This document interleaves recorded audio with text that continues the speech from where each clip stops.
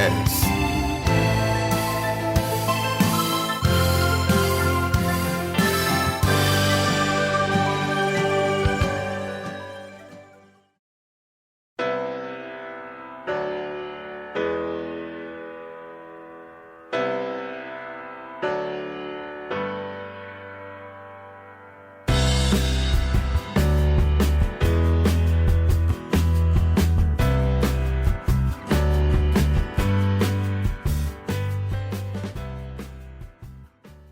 Saudações traduzidas, queridos ouvintes. Aqui é Alexandre Master e este é o 126º episódio do Paranerdia, um podcast para nerds.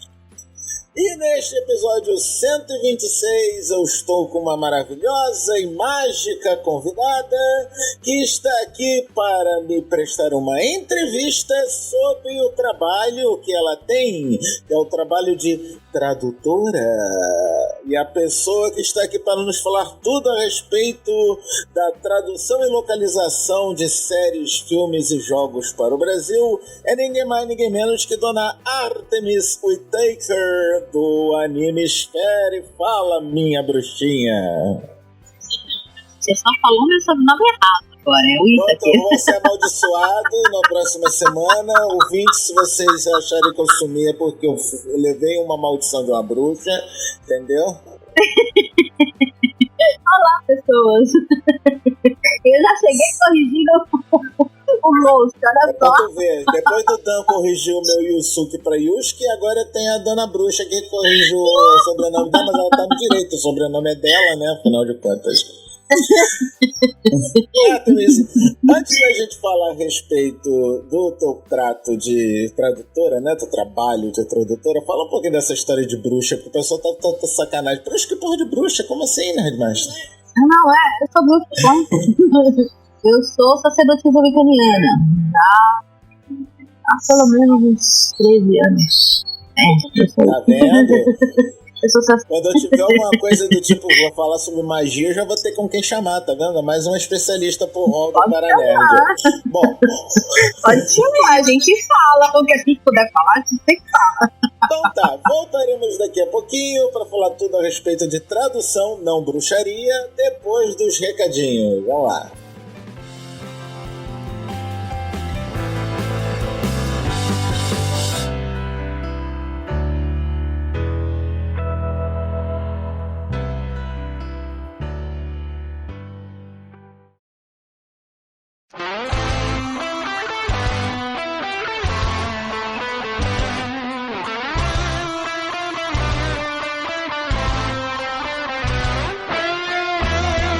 Recados. Queridos ouvintes, estão gostando da nova periodicidade do Paranerdia? Tudo isso se deve a duas coisas. A tremenda ajuda que o Jorge Farifalcon está me dando com as edições e os apoios que vocês, ouvintes, fazem no Apoia-se do Paranerdia. E eu vos peço, mantenham esses apoios. E você, querido ouvinte, que possa me ajudar, nem que seja com um mísero real, faça-o no endereço apoia.se/Paranerdia. Toda colaboração é uma tremenda ajuda, não tenham dúvida disso. Se vocês não podem ou não querem ajudar com dinheiro, também não tem problema. A outra forma de ajudar, divulgue o Paranerdia para quantos amigos você puder. Agora que voltamos a ter uma periodicidade constante, garanto que será bem legal se vocês puderem divulgar nosso querido podcast. Outro pedido, comentem nos episódios, seja pela área de comentários do próprio episódio, seja nos enviando um e-mail para o endereço paranerdia@paranerdia.com.br. Deixa que eu saiba se vocês estão gostando dos episódios, se têm opiniões diferentes das apresentadas nos casts, etc, etc, etc.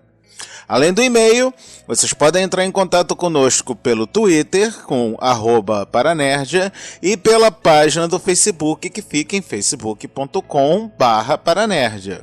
E lembre-se, o canal do YouTube do Paranerdia teve que mudar de endereço. O novo endereço é youtube.com/ParanerdiaTV. Acesse e se inscreva. Fiquem agora com o episódio sobre traduções. Porque Luke, eu sou seu pai. Ei, Luke, eu sou seu pai.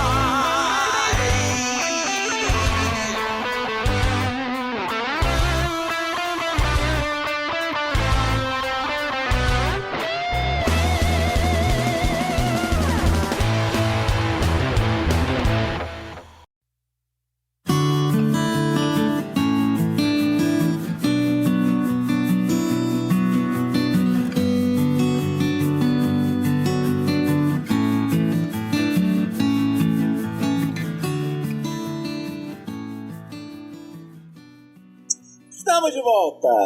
Artemis, uma coisa que eu quero já deixar claro antes mesmo de começar a falar sobre o teu trabalho, que a galera pode estar achando zoeira da minha parte te chamar desse jeito, mas teu nome é Artemis. Meu nome civil. Está no teu na certidão de nascimento. Sim, Artemis Whittaker. Exato, exatamente. E agora eu falei direito, eu já vou ser liberado da maldição, viu? Não fui falar nome errado, não tem mais problema com isso, não. Eu ficava muito brava quando era mais nova. Hoje em dia... Porra, quando criança devia ser uma delícia, né? As pessoas falarem errado de propósito. A minha frustração quando criança era que eu nunca tinha escará, entendeu? Aí eu virei neopagã. Aí o que eu mais tenho é escará agora. Pra tu ver, viu? Mas bom, nenhum deles é na certidão, tipo, né? Não é todo mundo pode ser chique, né, bem? Pois é. Então tá, dona Artemis, a senhora é tradutora, correto? Também. É seu ganha-pão. É, um dos meus ganha-pães. É um deles. Agora, você traduz o quê e para quem? Eu já traduzi. Olha só, eu já traduzi livro, já traduzi mangá, já traduzi filme, já traduzi seriado, já traduzi anime pra tanta pessoa que eu não faço mais ideia, assim, de quantas pessoas foram. Já traduzi coisa pra Devia, já traduzi coisa pra JBC, já traduzi coisa pra... tantas pessoas que, tipo, né, eu comecei a trabalhar com tradução, eu tava no meio da faculdade, isso lá por volta dos anos 2000, sabe? Então já é um pouquinho de tempo, né? Então,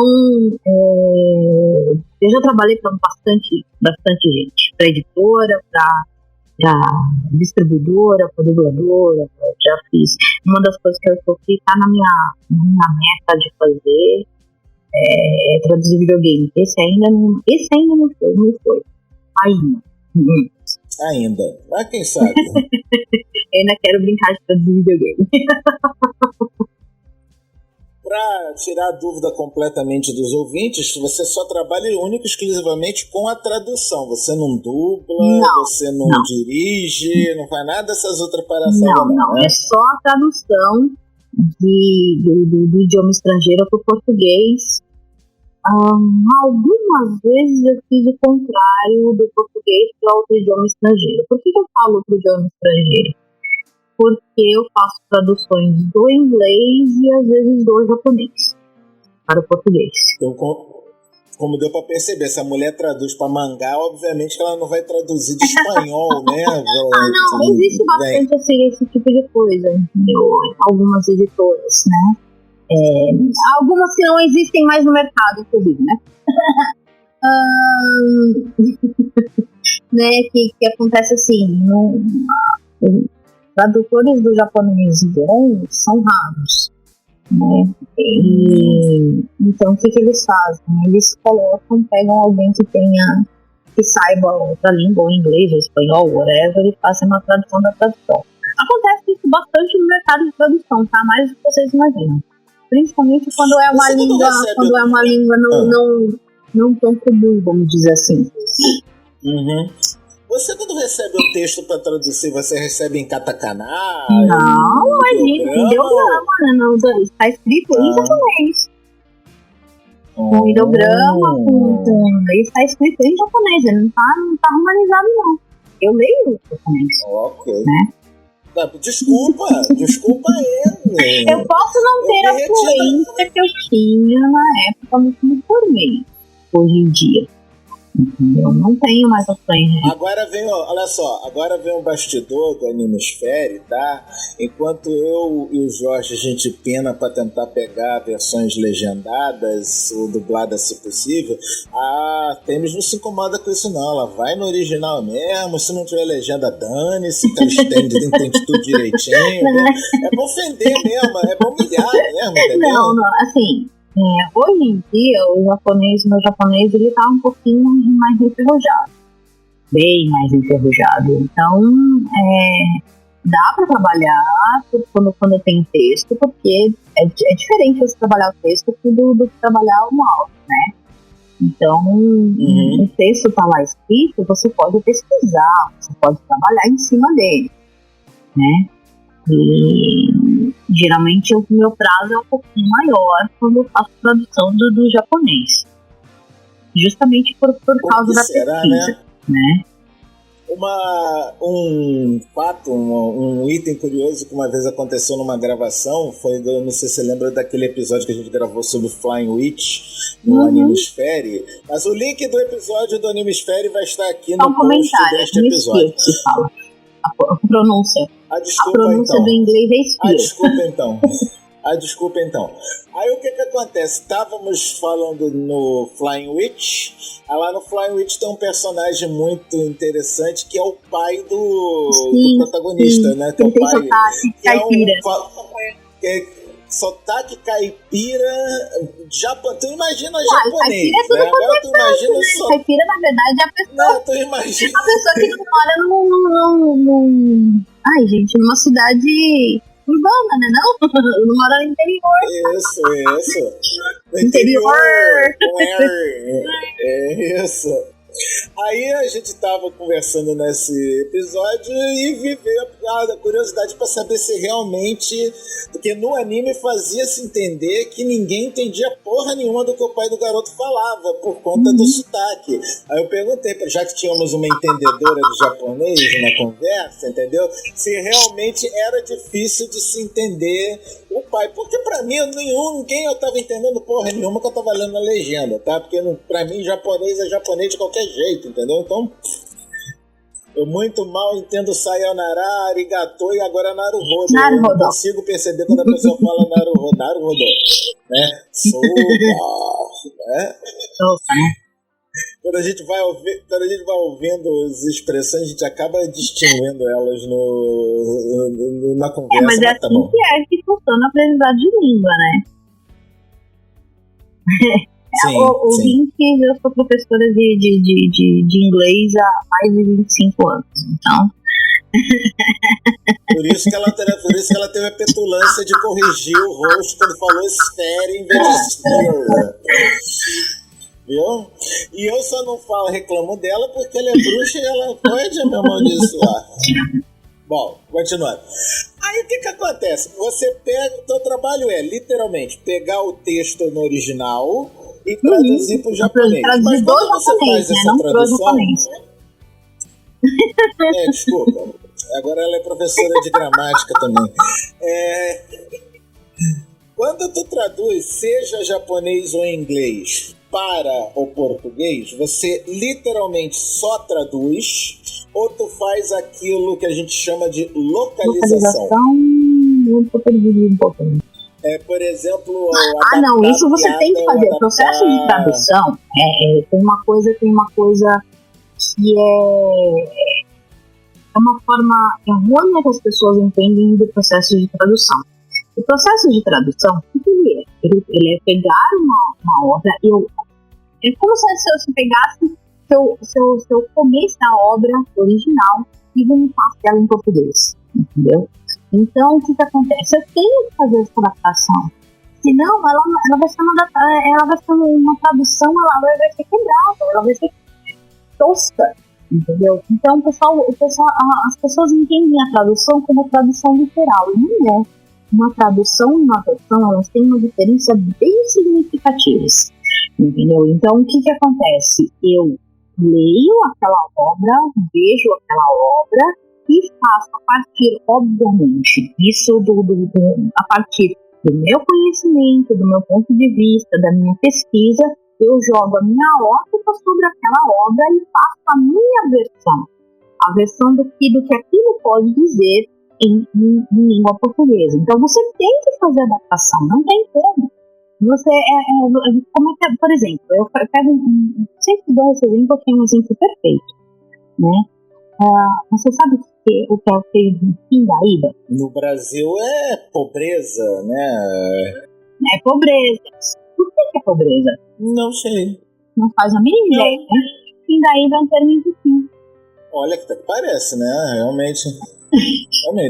Pindaíba. Não tem peixe na língua. Olha só. Mais ou menos isso. Pindaíba. Não tem peixe. Pindaíba. Não existe peixe na... Sim, eu estudei Tupi-Guarani na universidade. Tupi-Guarani não. É por isso que eu falo que essa mulher é uma troglodita, entendeu? Digo, uma poliglota. Desculpa, eu vou mal. Então, eu não vou poder falar para uma pessoa de uma outra língua que não tenha o contexto da vivência do Brasil, de português do Brasil, Pindaíba. Isso seria uma tradução literal, por exemplo. Pindaíba. Isso é uma tradução literal. Pindaíba. E aí?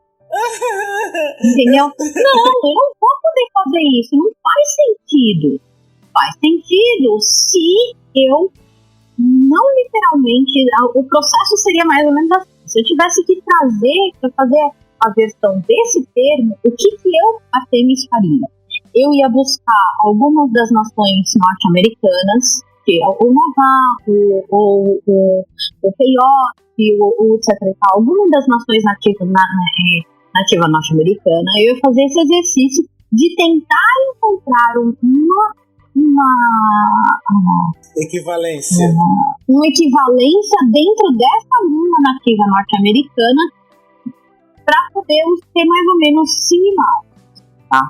Nossa. Às vezes a gente não tem tempo de fazer isso. Fazer todo esse exercício de procurar alguma coisa que seja similar. E daí que vem todo o conhecimento da língua em si, conhecimento de cultura. Você não pode aprender a trabalhar com uma língua, ou aprender ou falar uma língua sem saber a cultura, sem aprender a cultura. Não dá. É impossível, no meu ponto de vista. Pra tu ver, cara, profissionalismo é outra coisa, né? Quando a gente fala com a pessoa profissional, né? Dá um prazer na pessoa falar com um profissional da área, viu? É uma coisa realmente fantástica, é uma coisa muito boa mesmo. Então, aí o processo de tradução teria que fazer o seguinte: eu não posso fazer literal, colocar Pindaíba, o norte-americano comum não vai entender se eu fizesse alguma tradução dessa para o inglês ou para o japonês.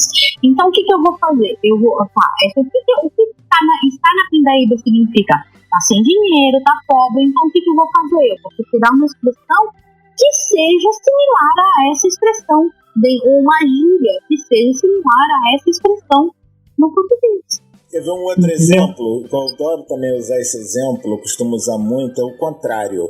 Porque também, do inglês para o português, tu também tem que ter alguns cuidados com as expressões idiomáticas. Não só expressões idiomáticas.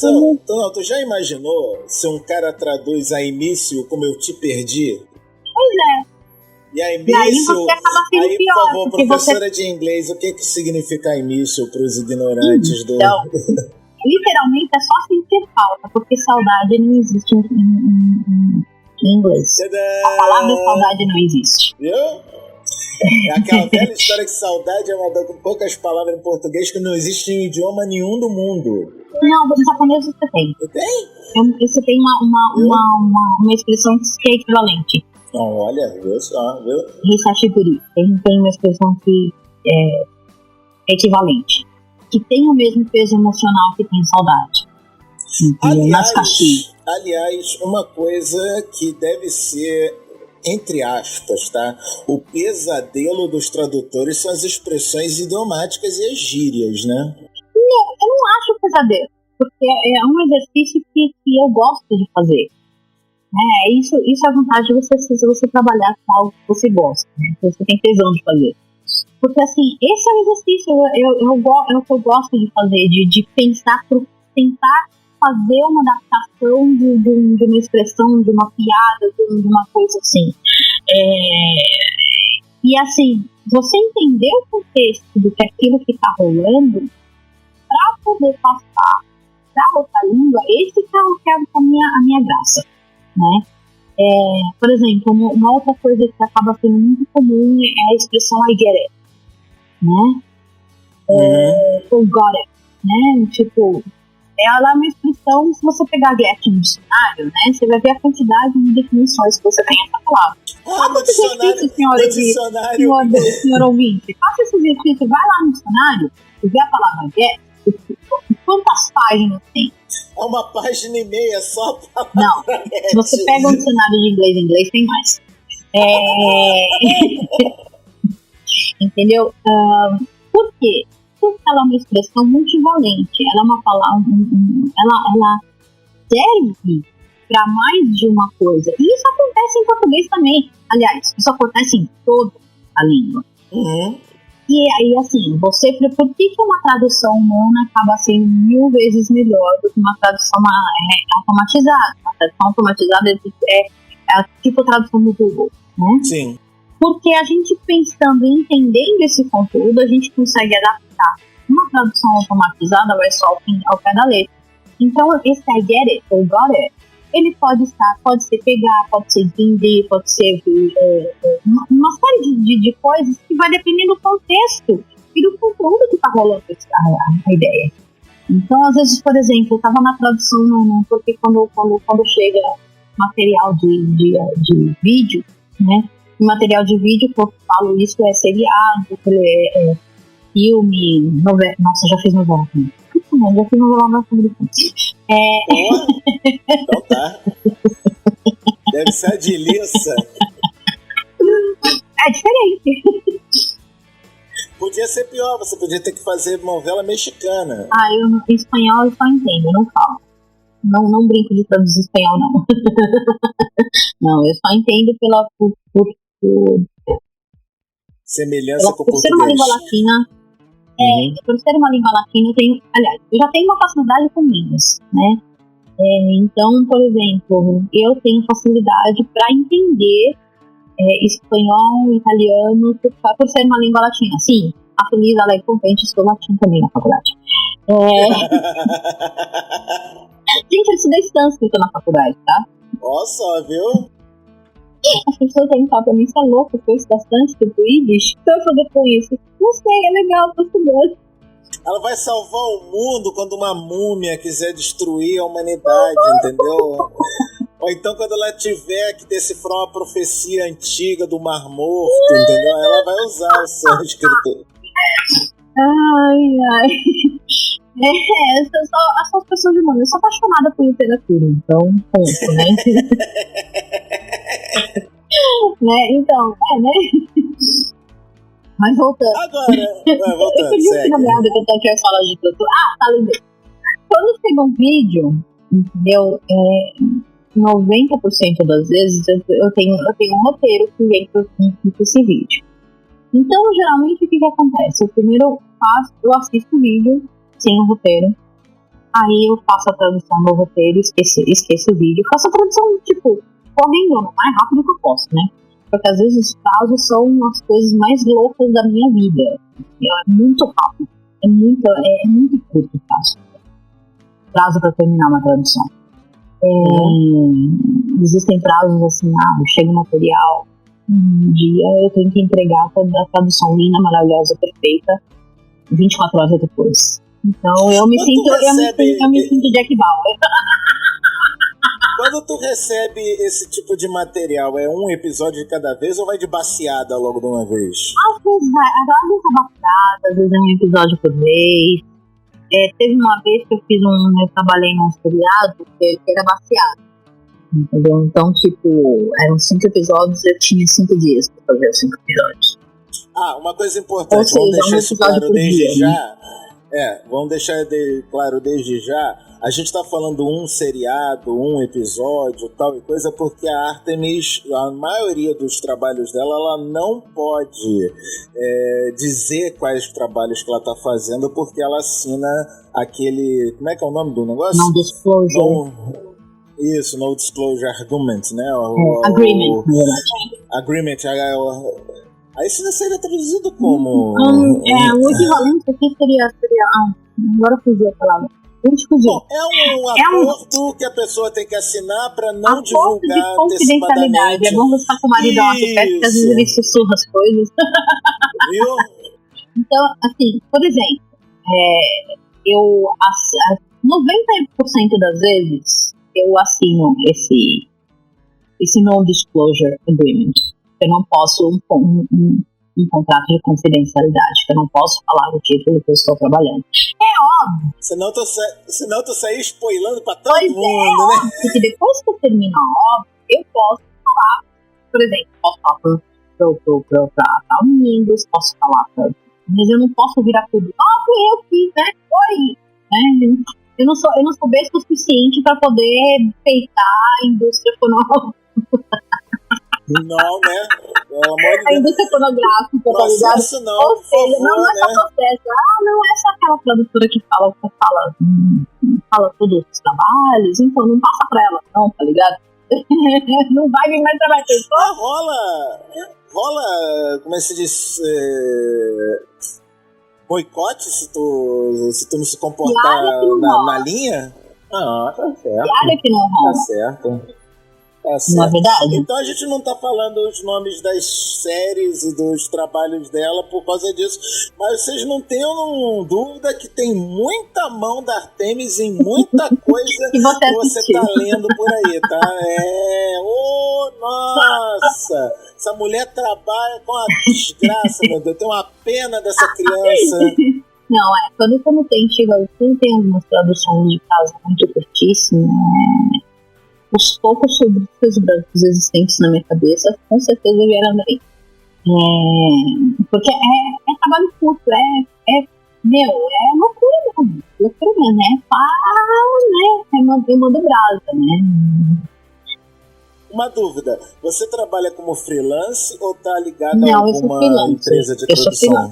Eu sou freelancer. Já estive ligado a empresa de produção, mas fui lá na época do Ronco, né? Então, hoje em dia eu sou freelancer. Então, né? E uma coisa que com certeza tá na cabeça de uma, vale a pena dar uma boa grana essa história? Não precisa dizer valores não, tá? Só diz, vale a pena? Olha, quando eu trabalho freelancer, ele depende de você ter trabalho. Essa é a primeira coisa. A segunda coisa, é um trabalho... Estamos no Brasil, né, mamãe? O trabalho paga bem. Nossa, pronto, não precisa falar mais nada. Beleza, né? Veio pro povo brasileiro. Infelizmente, é o que eu tenho que falar. Eu ganho por episódio. Não era o que eu gostaria, né? Pelo trabalho que eu tenho, não era o que seria bom pelo trabalho que eu tenho, mas basta. Tá bom, entendeu? Tá bom. Assim, tradutor ganha menos do que você imagina. É bem por isso. Não duvido bem nada. Menos do que você não imagina. Duvido mesmo. Agora lá, voltando para o papo da adaptação. Você não vai falar de nomes, não vai falar de trabalhos que está fazendo, mas eu sei porque eu sou um daqueles amiguinhos que ela falou agora há pouco. Então, depois que eu terminei, aí, eu falei. Tá? Né? Desculpa aí, tá? Você, quando trabalha em coisas da cultura pop, principalmente coisas bem cultuadas realmente da cultura pop, você se vê em certas roubadas, como por exemplo, nome de personagem, e às vezes personagens obscuros, nomes de sagas, nomes de equipamentos. E aí, essa pesquisa é fundamental, e essa pesquisa às vezes bate nas pessoas enciclopédias, que eu falo brincando. Né? Porque o que eu falo de pessoas enciclopédicas é porque assim, eu tenho colegas e amigas, né? que não são nenhum nem outro, né? Junto ao meu conhecimento, aquela cultura inútil que a tia Maricota lá do primário falou pra você, que você não ia usar nunca a cultura inútil do gibizinho. Eu uso todas elas, né? E agora eu vou deixar bem claro, eu vou deixar aqui claro, e eu quero que isto fique no episódio, que eu sou uma dessas pessoas enciclopédias. Mas é verdade, pronto, falei. O Nerdmaster é uma das pessoas enciclopédias. E assim, às vezes não é porque não, eu não sei. Às vezes é informação que eu sei, sabe? Mas o tempo é tão curto que eu preciso de ajuda para poder achar o termo certo. Então essa pesquisa... Não, pode falar a verdade. Não, filha, não, vamos falar a verdade. É porque eu sou velho pra caralho e eu conheço coisas obscuras que tu não conhece. Não precisa ser boazinha, não precisa ser boazinha, não. Sempre que eu sou velho pra cacete, eu lembro de coisa da época do Ronco, entendeu? Aí... Tem coisas que vai tendo assim mesmo. E assim, o processo de tradução, ele é um processo que demora, ele é um processo lento, entendeu? Mas ele precisa, porque ele depende única e exclusivamente do conhecimento do tradutor. E não é só o conhecimento da língua, é o conhecimento de mundo. Teve uma vez uma tradução que eu fiz que eu posso falar o conteúdo. Era uma tradução que abrangia a pessoa estava fazendo uma palestra sobre ouro. O que é ouro? Você faz a minha ideia? Que seja ouro. Ouro? O-Z-H. Não. É o alfabeto celta, tá? Baseado em árvores sagradas, tá? Então, vamos por a grosso modo, comparando, seria a runa dos celtas, tá? Então, o que acontece? Bacana. Eu estava fazendo a tradução de uma palestra, de uma palestra que a pessoa comentou sobre isso. E eu falei, por quê? Eu tenho esse conhecimento, é o conhecimento de mundo. É o conhecimento de Deus sobre nós, não. Os antigos irlandeses, os antigos celtas, eles tinham esse alfabeto, não sei o que lá, que era chamado assim, assado. Entendeu? Então, eu fui rápido numa boa, continuei traduzindo. A pessoa que foi revisar depois veio perguntar pra mim que diabo é isso. Aqui os links de referência. Nossa, Adene, eu nunca tinha ouvido falar desse negócio. Pois é, né? Aqui, ó. Esse aqui. Né? Então, não é raro de acontecer isso. Entendeu? Ou de, por exemplo, eu empatar no negócio. Não, peraí. Isso que eles estão falando não é uma coisa literal. Não é uma tradução literal. Tá muito estranho. Chega uma cena, né? Tá muito estranha essa tradução. Aí eu vou pesquisar. Aí acabo descobrindo uma expressão. Entendeu? E aí vou bater. Nossa, e eu puxo de expressão um fórum. Assim, tentando um fórum de profissionais de inglês como segunda língua. Porque eu puxo de expressões assim, porque assim, inglês e português pra mim é a mesma coisa. Como assim a mesma coisa? Eu não penso pra poder falar um ou outro, né? Então você não pensa. Maneiro, isso é importante. A pessoa, quando quer falar outro idioma, tem que aprender a pensar no então, outro idioma. Então, o que acontece? O inglês, pra mim, é a mesma coisa que o português. Eu não paro pra poder entender, não paro. Então, às vezes... Olha que nem parece, você nem tem sotaque. Então, o que acontece? Às vezes, a pessoa tem uma expressão que rola, eu entendi. Pronto, acabou. Nunca falei isso em português. Acontece ao contrário também. Entendeu? Acontece ao contrário. Claro. Como é que eu falo isso em inglês? Entendeu? Então...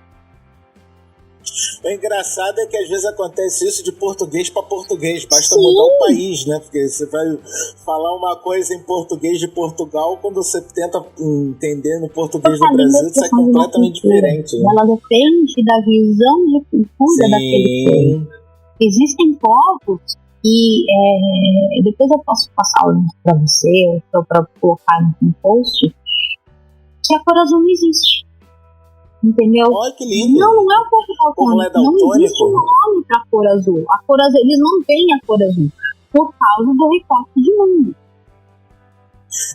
Tem uma coisa que eu não sei se é verdade ou se não é, mas eu gostaria muito que fosse. Tem várias palavras para ver, dos esquimós, tem mais de 1000 palavras diferentes para neve.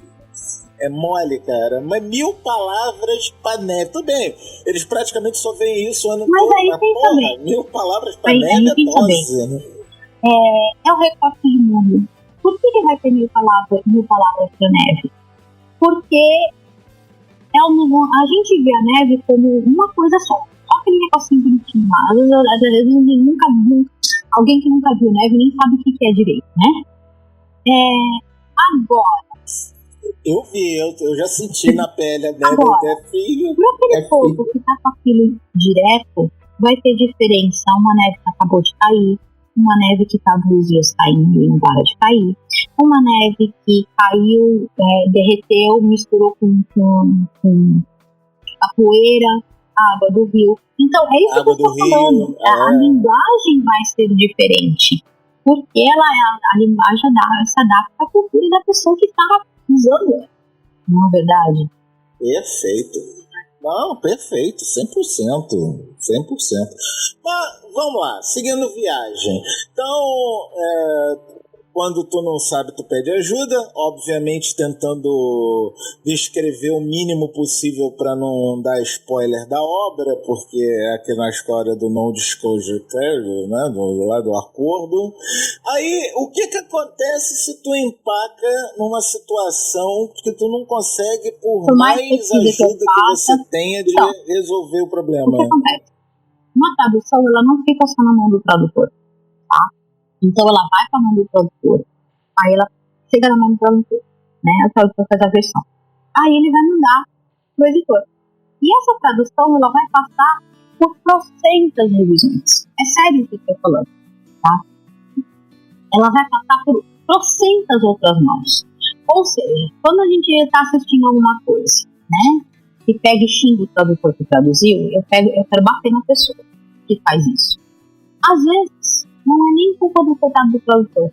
Às vezes foi uma pessoa que fez uma edição pós-tradução e o entendimento da pessoa era menor do que o entendimento do tradutor, ele mudou o negócio e foi a caixinha pro ar. E fora, às vezes, que as pessoas mudam o texto na hora que estão gravando, né? A gente conhece dezenas... Precisa isso, né? Tem coisas que precisam mudar mesmo, isso é verdade. A gente conhece exemplos por aí, Guilherme Briggs, de dubladores que detonam o texto do tradutor e passa por cima, né? Assim, tem um lado bom e tem um lado ruim. Entendeu? Por que eu falo que tem um lado bom e tem um lado ruim? A tradução, ela é um processo, começa por aí. E como um processo, ele vai passar por muitas mãos, ele vai passar por muitas cabeças, ele vai passar por várias edições. Então, eu arrisco dizer, 100% das vezes, o material que chega para você ouvinte não é o material que saiu da mão do tradutor. Fato. Tá? Tem muita coisa boa que se melhora, porque, por exemplo, o tradutor está vendo aquele texto 20, 30, 40 horas direto. Vai passar coisa. Vai passar. Eu, por exemplo, às vezes, o que eu faço? Eu faço, às vezes, a tradução, aí eu dou um tempo, paro, não sei o que lá, e eu volto e reviso. Gente do céu, às vezes eu não pego merda que eu mesmo fiz. Entendeu? Então, porque você tá vendo aquilo ali... Em que sentido? Erro de concordância? Erro de nome de lugar, de coisa? Erro de concordância, erro de nome de lugar, erro de uma tradução podia ser menos mecanizada, ou de uma tradução podia ser um pouco melhor, entendeu? Uhum. O que acaba fodendo o coitado do tradutor é o prazo. Os prazos, assim, ultimamente, o que tem acontecido comigo, óbvio, né? Não posso dizer, no mundo ideal maravilhoso, o que aconteceria? Eu estaria junto com a tradução em todo o processo dela, como consultoria. E antes dessa obra ser liberada para o público, ela voltaria para minha mão. Mas isso não acontece. Não. Isso é o mundo ideal, né? Para o pessoal da edição, tu é só o Google Translator, né? Olha, às vezes eu acho que sim. Né? Às vezes eu acho que sim. Mas Não sabem eles que estão mexendo com forças malignas da magia. Eu confio bastante no pessoal que mexe com a tradução, com a minha tradução depois, né? Porque eles veem coisas... A visão do mundo deles pode melhorar o meu trabalho, entendeu? Então, você tem que confiar, não tem como, entendeu? E você tem que aceitar. O meu trabalho vai ser mudado. Ele não vai chegar do mesmo jeito que traduzir para o público. O meu trabalho vai ser mudado. Ele não vai chegar para o público do mesmo jeito que eu traduzir. E óbvio que isso tem um lado bom e um lado ruim, né? Tem algum trabalho famoso de tradução, algum material que a galera ama, que a galera adora, que você possa dizer que você trabalhou nele? Eu sei que os mais recentes você não pode, tá, com o Arcur, mas... cara, eu não tenho certeza. Te juro, eu não tenho certeza. Por que eu falo eu não tenho certeza? Porque às vezes eu assino um contrato lá 10, 15 anos atrás, né? Então eu realmente não sei se eu posso abrir ou não. Eu não sei mesmo. Eu não sei mesmo. Eu tô sendo sincera. Eu não sei se eu posso abrir ou não. Mas tem muito mais nome aí do que vocês possam imaginar. E falando a respeito de direitos ou ser reconhecido pelo seu trabalho, uma coisa que tu me contou a boca miúda e que eu quero deixar agora claro aqui para os ouvintes é, mesmo tu fazendo esse trabalho e mesmo hoje em dia a galera no Brasil dar crédito a quem merece crédito, é só tu ver que sempre no final do filme aparece um cidadão locutor falando dublagem com vozes de João, Pedro, Paulo, Antônio, Maria, José, tradução tal coisa, edição tal coisa. Os caras, pelo menos ultimamente, têm dado crédito a quem merece crédito. Mas eu tô sabendo, a boca miúda, que a senhora teve muito trabalho seu que não foi acreditado. Não, velho. Mas eu não me importo. É sério. Eu não me importo mesmo. Por quê? Porque às vezes é uma equipe. Isso é verdade. Entendeu? É verdade. Às vezes é uma equipe. E oferece o serviço pra dubladora. E eu faço parte da equipe, entendeu? Apesar da tradução ser minha, é uma equipe de mais de uma pessoa que trabalha nisso. Então, eu não me importo de ser o nome de uma outra pessoa. Eu fiquei feliz fazendo trabalho, tá bom. Eu recebi por ele, tá bom. Entendeu? Tá vendo, senhoras e senhores? Isso é que se chama de uma bruxinha humilde. Não, é porque assim, é legal você ver seu nome num livro, nos créditos de mangá ou nos créditos de filme, é legal, mas pra mim, particularmente, é mais tesão do próprio trabalho em si, entendeu? Porque, assim, já teve livro ou mangá que você abriu a página? Ih, olha aqui! Já.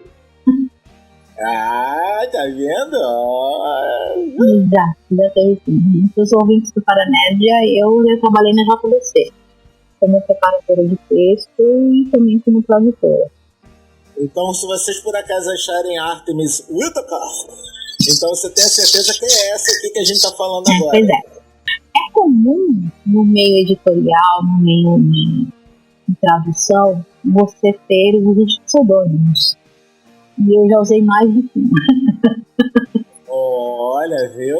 Tá vendo? Só pensou que era só Mark Twain que usava pseudônimo, não. É comum acontecer tá de pseudônimos. É muito comum. Muita gente usa pseudônimo, Machado de Assis, né? Orlando Drummond e agora Madame Artemis Whittaker. Então. E o engraçado é que se tu usar teu nome, o pessoal vai pensar que é pseudônimo. Pois é, né?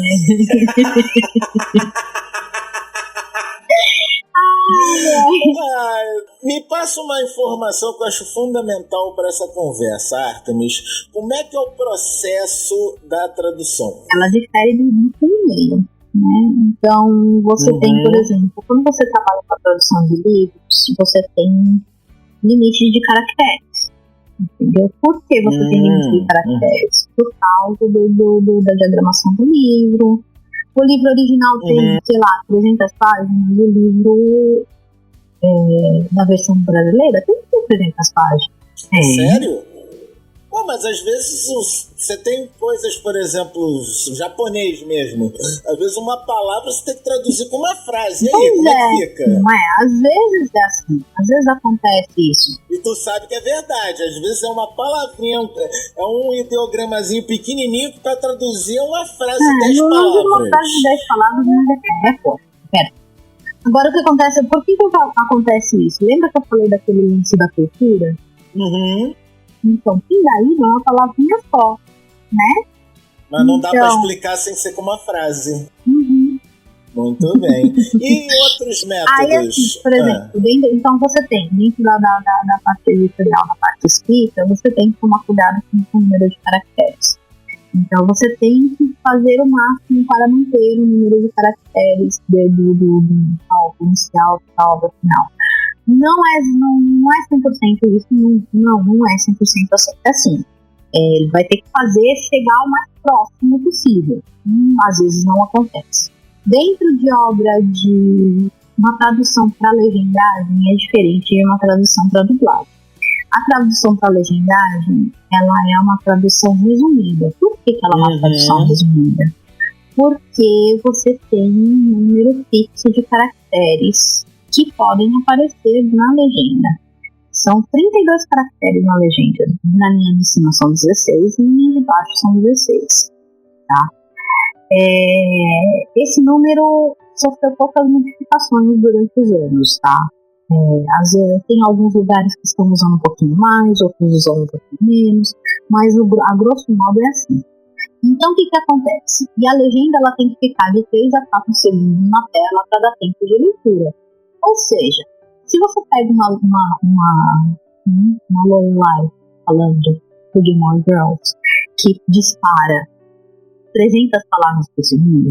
Ou o Jim Carrey no Ace Ventura, que quando ele pega aquele ar... Aí começa a falar um discurso gigante. Cara, legendar isso deve ser uma tragédia. Então, o que acontece?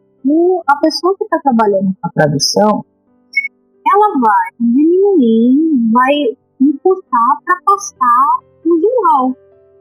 E às vezes fazendo adaptações. Não tem como. Você vai fazer uma adaptação. Porque o que precisa ter é um entendimento, não é tradução literal.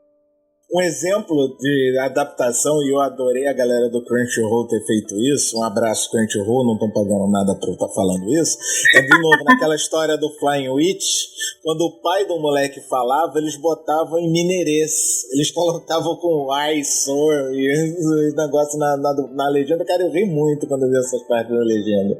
E assim, é importante às vezes ter esse tipo de coisas na legenda. Por que legenda é importante? Existem pessoas que são deficientes auditivos. A gente esquece desse tipo de coisa, sabe? Sim. A gente pensa só na tradução de um idioma para outro, mas existe a tradução do áudio ao escrito justamente para as pessoas deficientes. As legendas com áudio descritivo. Exato. Sim. Exato. Essa parte é uma beleza. O homem pegou o negócio e fez um barulho de carro véio longe. Pra gente parece estranho, mas pra eles é super, pra alguém que tem uma diminuição na audição é super hiper mega importante. Sim, entendeu? Sim. Aí o que acontece? Isso não é dentro da legenda, tá? Isso é parte do tradutor, tá? Às vezes, o tradutor ele precisa também colocar a temporização. Como assim temporização? Que hora que a legenda entra, que hora que a legenda sai? Quem já andou brincando de legendar ou então pegar legenda STR na internet sabe muito bem o que é temporização. Eu raramente faço temporização. Eu sou meio ruim com isso. Então, Por isso, lembra que eu falei da equipe? Outras pessoas fazem a sincronização por mim. Teve uma época que eu brinquei de tentar fazer isso. Pegava um episódio de Doctor Who que tinha acabado de sair, eu tentava legendar. Cara, mas que trabalho medonho, cara. Porque primeiro eu assisti o episódio, depois assisti mais uma segunda ou terceira vez, porque tem uns sotaques ali no Doctor Who que é dose pro elefante, né? Sou Capaldi com seu escocês miserável vá pro esquento dos infernos, né? Então, às vezes tu tinha que ouvir 2, 3 vezes. E quando tem sotaque... Agora me fala aí, quando tem sotaque, mulher, como é que tu se vira com sotaque? Então, aí vai... Você falou disso 2, 3 vezes. Você sabe quantas vezes eu assisto o mesmo episódio quando eu tô trabalhando num episódio pra tradução? Ou mesmo filme? Faço a menor ideia. Pelo menos de 6 a 10 vezes. Isso só pra eu ver se você entendeu tudo, não, né? Não. Existem revisões. Então vamos lá. Aí bateu a legenda pra fazer tradução pra legenda acaba sendo um pouco mais simples, entre aspas, porque eu tenho que tomar cuidado com o número de caracteres, não dá pra poder fazer, entendeu? Então, pra legenda eu tenho que ter esse cuidado. Para a dublagem já é outro campo. Para a dublagem, além de ter, eu tenho que tomar cuidado com outras coisas, além da produção. A primeira delas é fazer a sincronia labial. Fazer a palavra caber na boca, exatamente, né? Isso, fazer a palavra caber na boca, ou fazer... O ouvinte entender o que significa caber na boca, tu pensa o seguinte, tu pega os desenhos antigos da Disney... Uma cena que vem na minha cabeça na hora. A lagarta e a Alice, no Alice do País das Maravilhas, que a lagarta fala em inglês. Who are you? Aí na boca do bicho tá you, então fez. Aí o que o pessoal teve que fazer? Quem és tu? Pra aparecer o do you, cara. Cara, tu sabe que tá diante de uma dublagem antiga da Disney quando ele fala és tu, em vez de falar quem é você. Então, e passa por uma série de coisas. Não só esse tipo de sincronia labial, né, de você pegar os fonemas e etc e tal. Quando começa a falar, quando termina a falar, tentar passar o conteúdo que o cara falou da melhor forma possível, no melhor tempo necessário, né? Pra não ficar que nem aquelas dublagens antigas de desenho de filme japonês que o cara fala o cara fala uma frase gigantesca que o cara já tá com a boca fechada, já tem uns 10 segundos. Pra não acontecer isso. Então a sincronia labial que muitas vezes eu faço é mais assim, está falando, não está falando, ou mais do que abriu a boca no por exemplo, e a palavra com ele, sabe? Hoje acaba sendo mais trabalho do pessoal que tá fazendo a dublagem, às vezes de mexer alguma coisa. Entendeu? É um pessoal que entende um pouco melhor dessa parte fonética. Aí você faz a sincronia labial. Além disso, você tem que marcar as reações. Como assim marcar as reações? Marcar a reação de personagem. Tudo aquilo que não é diálogo é reação. Então, se o cara tomou uma porrada e fez isso é uma reação.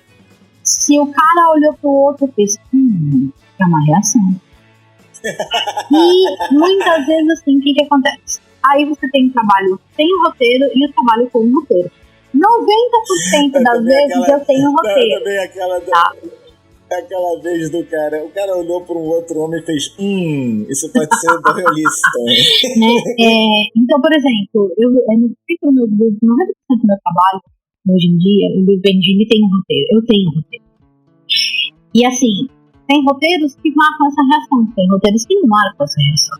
Você assiste de 6 a 10 vezes? Claro, porque tu tem que entender a intenção do sujeito não que tá falando. Não só a intenção, eu tenho que marcar a reação na hora do diálogo. Quem que tá falando o quê? Quem que tá fazendo qual reação? Fazer briga, fazer parte de briga é ótimo, entre aspas, né? Quando tá marcado no roteiro, é fantástico. Reação. quando não tá marcado no roteiro, é um pedel, porque em 3 segundos de luta, teve um monte de grupo que você às vezes não sabe de que lado foi. E você tem que assistir pra sempre, às vezes, pra poder pegar quem que falou o quê. Tá certo, e aí veio você colocar personagem por personagem, etc e tal. Existe também a temporização. Lembra que eu falei da equipe? Eu raramente faço temporização. Tá? É um trabalho complicado, sim. É um trabalho que demanda bastante coisa, sim. E depois da tradução, eu faço 300 revisões em cima dela. E aí vai para o pessoal, mando para o pessoal da equipe, e aí o pessoal da equipe vai fazer revisão em cima. É óbvio isso. Excelente. Entendeu? Mas é tenso, velho. É tenso, mas é um trabalho que eu adoro.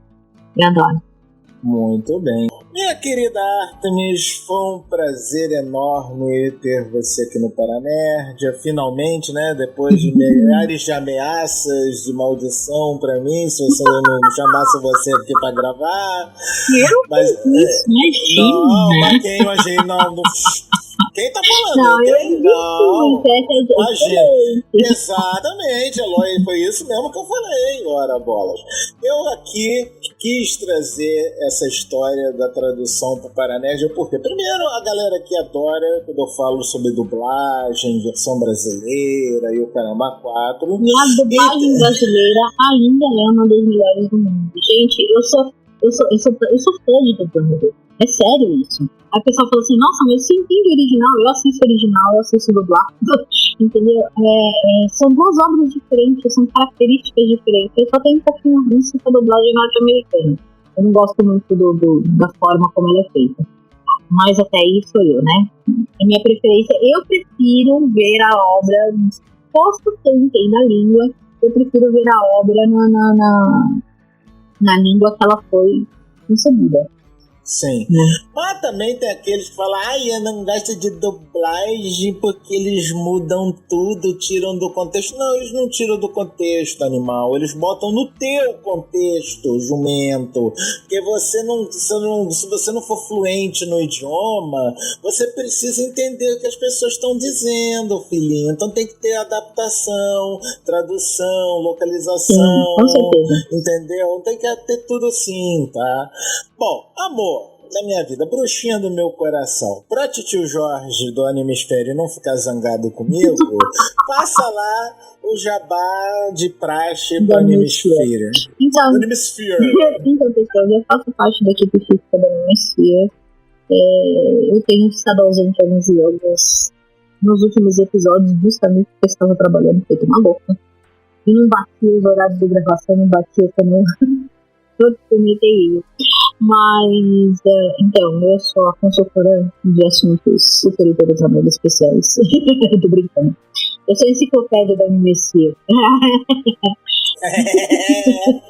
Então, @f_Animesphere ou www.animesphere.com.br. E escutem os nossos podcasts, são bem legais. Tem muita coisa legal, dá pra aprender bastante coisa. Principalmente os episódios que eu participo. Mas olha, o episódio sobre mitologia e cultura japonesa tá foda. É bom, gostei desse, muito bom também. Bom, então ficamos por aqui, queridos ouvintes. Live long and prosper.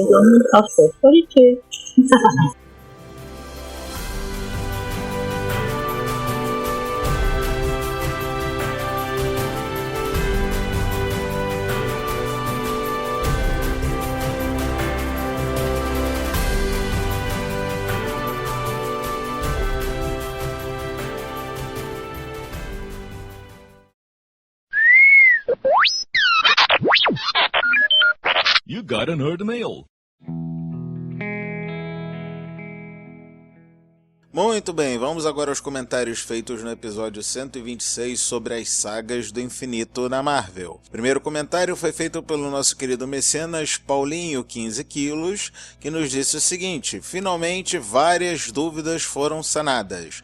A qualidade do áudio ficou nota 1000. Parabéns. Muito obrigado, Paulinho. O Jorge também agradeceu pelo seu elogio. Outro que nos fez um comentário foi o meu querido Rafael Dourado dos Sapo Brothers. Ele diz o seguinte: algo que me incomodou incomodou em todos os debates a respeito das joias do infinito no filme, que elas estão menos poderosas do que deveriam ser, ou que elas não estão sendo usadas corretamente. Eu não li os quadrinhos, mas ficou muito claro pelos filmes que as joias têm um raio de alcance limitado, e sempre dependem de algum dispositivo para funcionarem, exceto a do poder. A do espaço precisava de toda a energia da Torre Stark para ativar o portal. A da mente precisava estar no cetro do Loki ou no corpo do Visão, sim, era essa mesmo. A do tempo tinha que estar lá com a magia sendo conjurada junto com o olho de Agamotto, etc. E também tem a do éter, que precisava ser manipulada. As joias precisam realmente de ajuda para funcionar direito. Eu concordo com isso, Rafael. E essa diferença entre os filmes e os quadrinhos permite sim que as coisas possam acontecer sem estar relacionadas. Por que tem que ter o Adam Warlock na pedra, sei lá das quantas? Não tem que ter, mas vamos ver o que vai acontecer. O público do cinema, eu por exemplo, não faz a menor ideia de quem seja e portanto não vai achar nada de errado se a joia vier com outra justificativa qualquer, concordo. Ou se a Miss Marvel já aparecer super poderosa como ela só foi uma vez nos quadrinhos. Eu também não tenho problema nenhum quanto a isso, mas fazer o quê? Aliás, eu sempre apontava isso antes do Thanos aparecer de fato. Os fãs de quadrinhos falavam tanto dele, mas para quem só viu os filmes, não se fazia ideia de quem ele é ou do quão poderoso ele é. E a gente sabe que no cinema eles fazem o que quiserem, como transformar Mandarim num ator bêbado farsante só porque ainda não tinha magia no universo Marvel no cinema. O que serve pra gente questionar também o tal planejamento dele, já que a magia estaria para entrar segundo os planos. É verdade, Rafael, eu concordo em 100% das reclamações que você teve. Muito bem, esses foram os comentários. Agora um agradecimento especial aos meus queridíssimos mecenas que têm colaborado aqui com o Paranerd lá no Apoia-se.